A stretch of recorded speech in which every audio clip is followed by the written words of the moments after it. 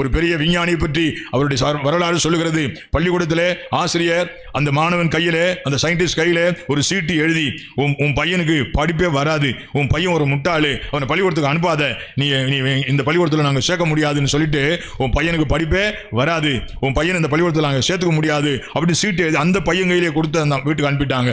இந்த பையன் அந்த லெட்டரை கொண்டு போய் அவங்க அம்மாட்ட காமிக்கிறான். அந்த அம்மா பார்த்துட்டு இந்த பையன் கேட்குறான், என்னம்மா எழுதிருக்கிறாங்க? இந்த அம்மா மாற்றி சொல்லிடுச்சு, நீ ரொம்ப பிரில்லியண்டா, ஒன்று மாதிரி ஆளுக்கெல்லாம் இங்கே பாடம் நடத்த முடியாதா, நீ ரொம்ப பிரில்லியண்டா, அதனால வேற ஏற்பாடு பண்ண சொல்கிறாங்கப்பா, நான் உன்னை பார்த்துக்கிறேன், உன் பிரில்லியன்ஸுக்கு ஏற்ற மாதிரி நான் உன்னை பாடம் நடத்துகிறேன்ட்டு இந்த அம்மா வந்துட்டு சொல்லவே இல்லை, இந்த பிரச்சனையை சொல்லவே இல்லை. இந்த அம்மாவே மனசுக்குள்ளே வச்சு ஜெபம் பண்ணி இந்த பையனுக்கு சொல்லிக் கொடுத்து வருங்காலத்தில் ஒரு பெரிய சயின்டிஸ்டாக மாறிட்டார். நீங்கள் கூட வரலாறு படிச்சிருப்பீங்க, அவர் பேர் உங்களுக்கு தெரியும், ஞாபகத்தில் வைத்துக் கொள்ளுங்க.